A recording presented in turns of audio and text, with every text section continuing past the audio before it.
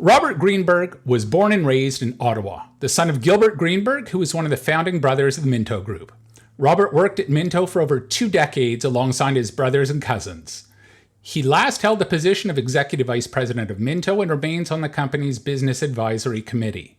Robert is an avid fisherman and has launched American Baitworks, an innovative American-based fishing tackle company that provides custom manufacturing of fishing lures. He's the proud father of 2 adult children and divides his time between Ottawa and Florida. Along with being a strong supporter of numerous philanthropic causes, both as part of Minto and as an individual, Robert has been an instrumental volunteer, fundraiser, and donor within Ottawa's Jewish community. Robert was previously a chair of the Jewish Federation of Ottawa's annual campaign and worked tirelessly to ensure that the campaign was a huge success.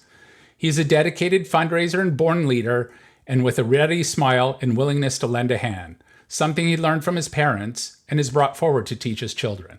So, welcome, Robert. What are the worst volunteer experiences? Because I'm sure there might be some, not with me, of course. Well, I mean, the worst things were, like, there were situations when I went out on a canvas and I'd been either misled or lied to by the professional. And you approach, and this was before I was chair, and you sort of use a certain something, and then the person says, well, that's not true. And then in your back of your mind, well, I was told this. Right. So those kind of things, that can make it a little bit difficult for you. I made sure that when I was chair, I had a couple of advisors, and anytime, and when you're chair, you end up canvassing people that you might not have canvassed before because you have a lot more work to do. So I had a lot more major donors at that point in time that I had to approach.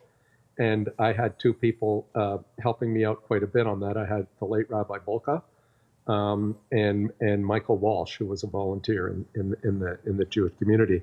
And I would talk to both of them and strategize before I went out on a canvas as to the best way to approach the person. Right.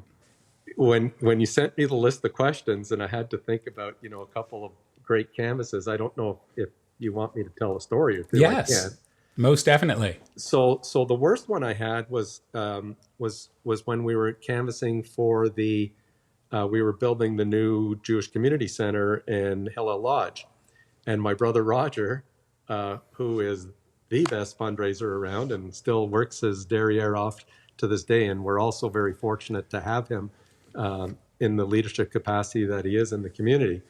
So he was the chair at the time, and I was just, I'd been assigned a few canvases, and the way that we were told to canvas is we had to show like a 15 or 20 minute video. You had to meet the person in person, and you had to bring, they had to watch this video. Oh my. And back then with the video, they had one of those little TVs or whatever that you pop the VHS tape into it, and then you would play the video for them, and that was part of your pitch. So the worst experience I had, I won't mention any names, was a gentleman in our community, and I had to go to his office to make the presentation. Anyways, the night before, I had a little baseball accident. I tripped over second base and hyperextended my right arm, and it had to go into a sling. And I remember, and I drove a stick shift.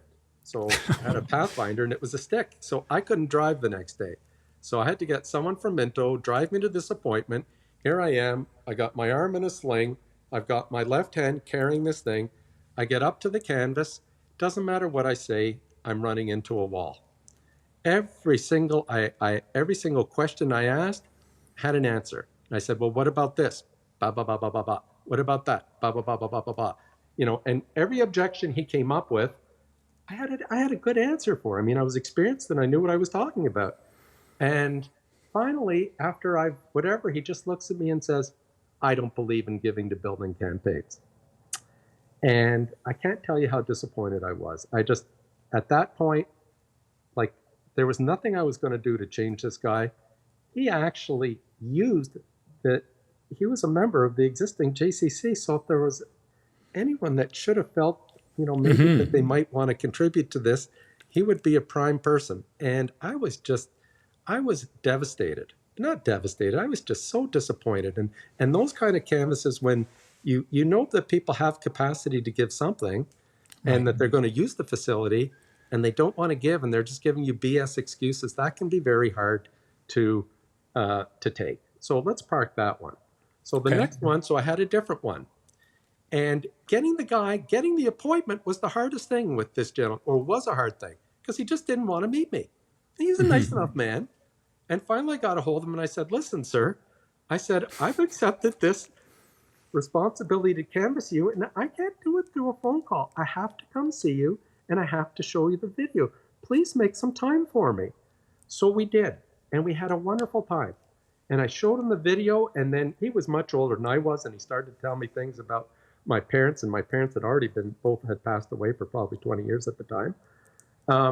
He was still humming and hawing, and I said, sir, I said, your son, Sam, he likes to play basketball, doesn't he?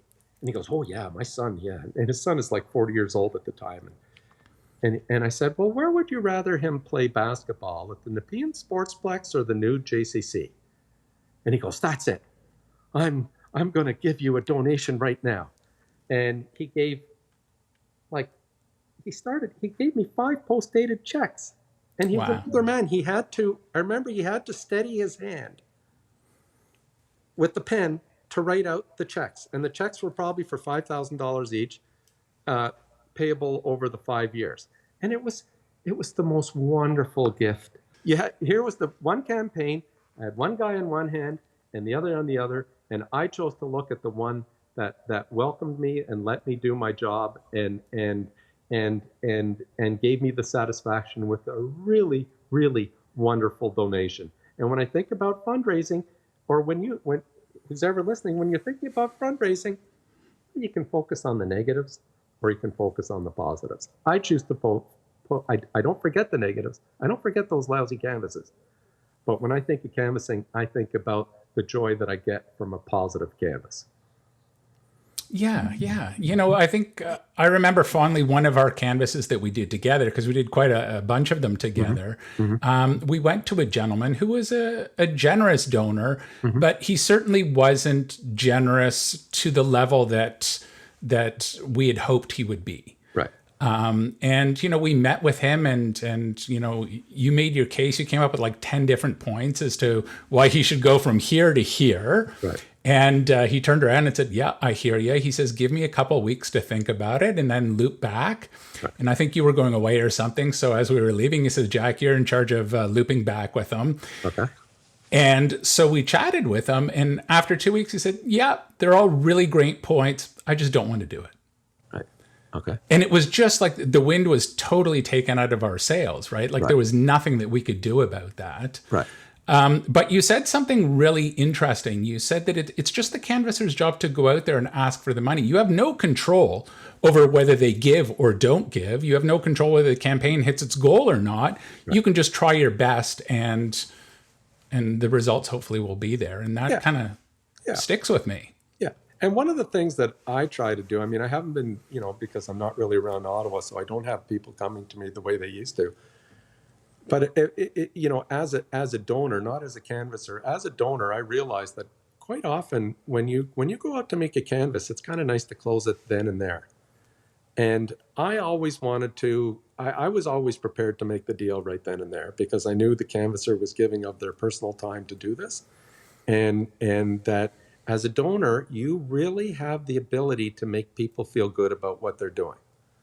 So I if someone set up an appointment and came to ask me and I believed in the cause, I usually would have done some research prior to. I would make my gift on the spot and give them the motivation to leave that meeting happy and feeling that they've accomplished something and feeling good about themselves and giving them a good positive mindset to go out on their next canvas. But I just didn't want to, I felt that what I figured they'd be asking me for was sizable enough that it could take up some of their time. So I know since COVID, I've had obviously done them on phone calls or whatever, that you don't do it in person. Sure. But quite often people wanted to just come in and meet and schmooze, and quite often I would be, one of the first people that they'd want to see because, I had a reputation generally as, being, pretty straightforward and and a giving person. And, they might seek some advice from me, at the same time as they're canvassing. So there could be, I guess that's how I'd answer it, Jack. Well, Robert, thank you so much for your time. You're still my favorite Greenberg. And I hope to see you soon in person. You got it. Thanks for allowing me to share my thoughts with you and your viewers. Thank you, Robert.